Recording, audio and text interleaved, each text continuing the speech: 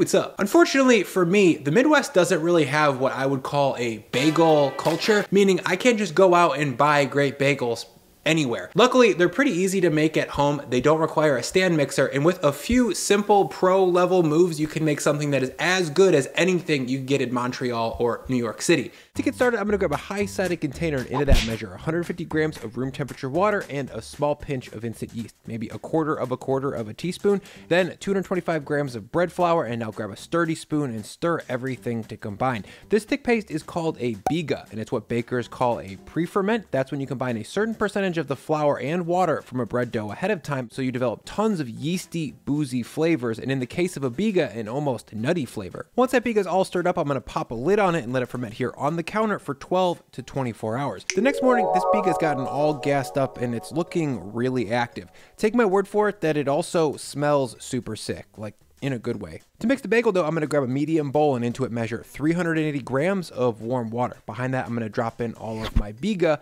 and I think it's a good idea to tear it up a little bit like this. That's gonna make it a lot easier to incorporate with the fresh unfermented flour in a second. There we go. Next in is 3 grams of instant yeast, 715 grams of bread flour, I'd say no less than 12% protein on that, preferably more, then 10 grams of diastatic malt powder. This is basically sprouted and then dried barley flour. The diastatic part means that it still has active enzymes in it from the sprouting process, and those enzymes help boost fermentation. They bring more interesting caramelization and a wider variety of textures to the final product. Feel free to skip it if you don't have it. I will link to this stuff in the description if you want it. Lastly, I'll add in 20 grams of salt, then I'm gonna grab a sturdy spoon and start stirring everything to combine. Bagel dough is very dry compared to other breads, so this stuff's not gonna come together into a sticky paste like it usually does. It's gonna be more like a powdery mess after about a minute of stirring. From there, I'm gonna switch tools here from a spoon to a soaking wet hand and continue to mix. I'll start by squeezing and folding in the bowl to get the flour more hydrated, then after about a minute or so, I'm gonna start kneading it in the bowl. Once this has come together into something that actually resembles a dough ball, I'm gonna flip it out onto my cutting board and start to knead it by hand for at least 10 minutes. There's a lot of ways to do this, but my preferred method is to squeeze and push the dough into the board with alternating hands, but pretty much any kind of physical work that you do to the dough will help gluten proteins link up and get stronger. That gluten strength is gonna directly translate into chewiness later on, which is one of the main traits we look for in a great bagel. After about 3 minutes of kneading, my dough's starting to get a little bit tacky and sticking to the work surface. That's to be expected. I'm gonna add a touch more flour here and start kneading that into the dough. I also wanna mention that if you can't find really strong bread flour, you can make your own pretty easily by using a weaker all-purpose flour and adding anywhere from 3 to 5% by weight of vital wheat gluten. That's just isolated gluten protein, and it's usually by the baking goods in the grocery store, or it's available online, and I'll link to it by the malt powder in the description. After a solid 10 to 12 minutes of straight elbow grease in this dough, I'm gonna use the windowpane test to see if this dough has that bagel strength that we need.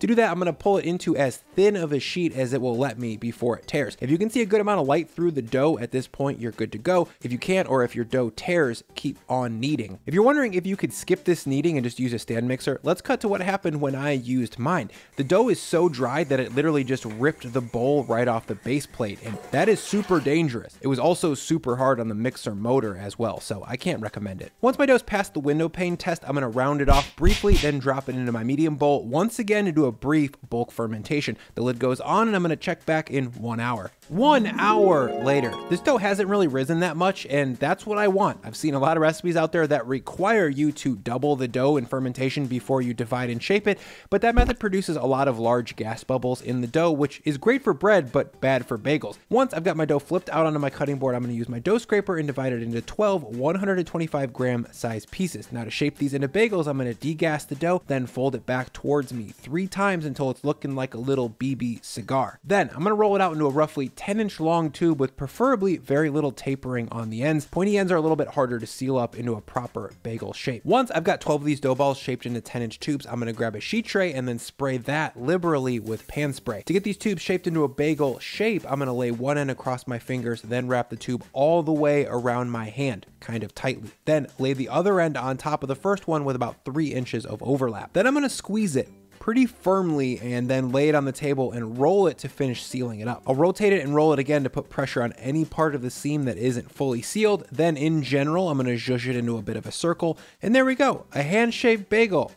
I'll move it to the sheet tray. A simpler method that does work but does not deliver as good of a final product in my opinion is to push your finger through the middle, then slowly work your fingers through it until eventually you've got a wider opening. This move works in a pinch, but the bagels are less chewy, they rise less in the oven for some reason, and overall they just look less cool. Once I've got all 12 of these shaped up, I'm going to wrap them with plastic wrap very firmly and then load them into the fridge to cold rise for as little as 4 hours, but preferably 24 to 48 hours. More time is going to be more flavor. The next day I'm going to pull these out, and as you can see, they didn't really rise a ton in the fridge, and again, that's ideal. We don't want an overly gassed up bagel. To get ready to bake, I'm going to preheat my oven to 475F, 245C, then set up the inside with one rack on the lower level and put my pizza steel on top of that. Now I'm going to scoot these bagels out of the way and grab a beautiful 30-inch length of natural cedar, then my circular saw.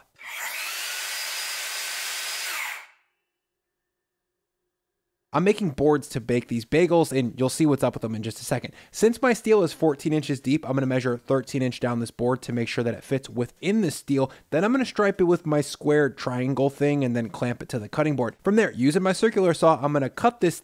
Wait a minute.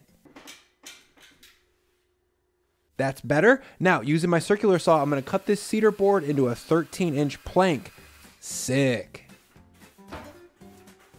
What? What are you doing? I'm sawing stuff. Why? For the video. Be careful. I'll cut the second board, also 13 inches in length, and then sweep up all the sawdust, dude, because that's gonna get in the food. Next, I'm gonna grab some food grade burlap. You can get this on Amazon. Personally, I got mine from my friend Ted Wilson, who's actually opening a bagel shop right here in St. Louis. I got the entire idea of bagel boards from him, and I'll let him explain what exactly they do. We use wet bagel boards because it introduces steam into the bake for the first part of the bake. And it also serves to steam the seeds a little bit, keep them from drying out too early in the bake so that you're not getting some toasted charred piece of onion, which is not pleasant. It sticks with you, dude. Yeah. For like hours. Hours.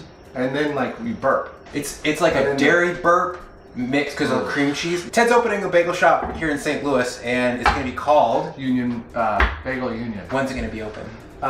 In 2022, next year. Next, I'm gonna mark out 16 inches on the burlap, then cut it crosswise with scissors. Then I'll lay the burlap onto the cedar, and using my staple gun, I'm gonna pin it down 4 times in each corner.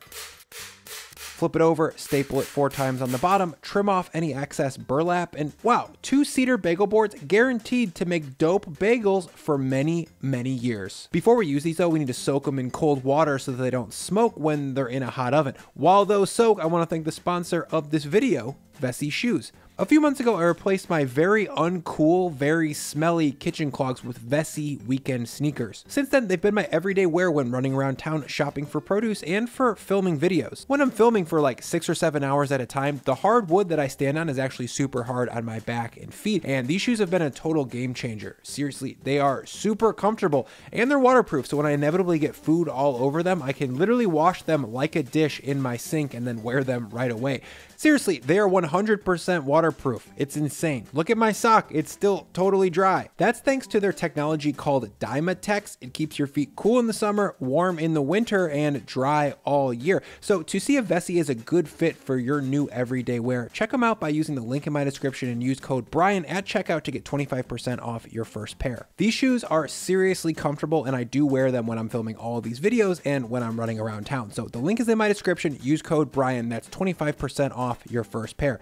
Thank you, Vessi. To cook these bagels, I'm going to bring a large, wide pot with just about a gallon of water in it up to a boil. Once that's rolling, I'm going to add in 50 grams of molasses. Honey works here as well. That's what they use in Montreal. Barley malt syrup is what they use in New York, but that product is a little bit harder to find for the home cook, so molasses it is for me. Once that's all stirred up, I'm going to drop in my first 6 bagels and then set a timer for 30 seconds. I'll scoot the other 6 bagels back into the fridge so they don't get too gassy while these first 6 cook. And if you're wondering, hey Bri, why do we even boil a bagel? Well, the hot water gelatinizes the starch on the outside, and that makes for a much chewier crust. Pair that with the sweetness from the molasses, and all of a sudden we have a crust with a nice shine to it that's well caramelized, but it's not thick and crunchy like a loaf of hearth bread would be. After 30 seconds, I'm going to use my spider to flip these bagels over and then cook them on the other side for about 30 more seconds. After 60 seconds in the boil, these bagels are looking quite enlarged and they're ready to bake. I'm going to scoop them out and move them over to a wire rack on a sheet tray. Once they're out, I'm going gonna grab my wet bagel boards from the sink and then set up my seed coating station. Today and every single day of my life, I choose to eat my bagels with everything seed mix. To make this mix into a high-sided container, combine 50 grams of large flaky salt, 50 grams of black sesame seeds, 50 grams of regular white sesame seeds, 50 grams of poppy seeds, 50 grams of dehydrated minced garlic, and 50 grams of dehydrated minced onion. You definitely need the large flaky stuff for the onion and garlic pictured here. The powders of both will definitely burn in the oven. Pop a lid on this stuff, shake it to combine, and there we go. Everything bagel mix. I prefer to make my own because the stuff available at the store tends to use garlic and onion that are pretty well browned already. Check out how dark the onion and garlic are in this store-bought mix. It's delicious, but it tends to get burnt when baked at 475F. Now I'm gonna take these bagels while they're still hot and still wet and drop them in the seeds one at a time. The hotter and wetter the better because more seeds will stick. Once they're well coated, I'm gonna lay them on the wet burlap seed side down. I'll repeat that for the other 5, and once all 6 are very well coated in EBSM, I'm gonna lay these into the oven and bake them on the boards for 5 minutes. As you can see, these are gonna get a really nice rise on the backside in that first 5, and then after that 5 minutes, I'm gonna come back and flip them off the board and onto the hot pizza steel and bake for another 12 to 15 minutes, depending on your oven. Of course, I'm gonna bake these super dark, but when dealing with onions and garlic on stuff, we really need to ride the edge of color to ensure that we don't get anything acrid or burnt. After 17 minutes in total, I'm gonna pull these bagels out of the oven and land them on a wire rack to cool down. Wow, as you can see, we've got a well gelatinized, well caramelized crust, and the seeds aren't burnt. It's a nearly perfect E-thing bagel, in my opinion. Just so you guys can actually see what the bagel boards are doing here, I baked 3 of the last 6 bagels without the board. The first 3 that are coming out of this oven are the bagel boarded ones, and the 3 that are on the left here went straight onto the steel. First off, the bottom of this bagel that was baked right on the steel is way too dark, and overall it's just way too crispy for a bagel, in my opinion. And secondly, the seed mix is pretty burnt. To go without boards, I would say bake them at 425 and just be prepared for slightly less interesting blonde bagels. Style-wise, the other 9 have a subtly sweet, crisp exterior that's kind of like a Montreal style bagel, and they have a dense malty interior chew that's kind of like a New York style bagel. What I really love most about these bagels is that all the work is pretty much done up front, so it's quite easy to wake up on a Sunday morning, bring some water to a boil, and then shortly thereafter be noshing on some of the freshest bagel and lox known to man. I really hope you guys treat yourself to these sometime soon. Let's eat this thing.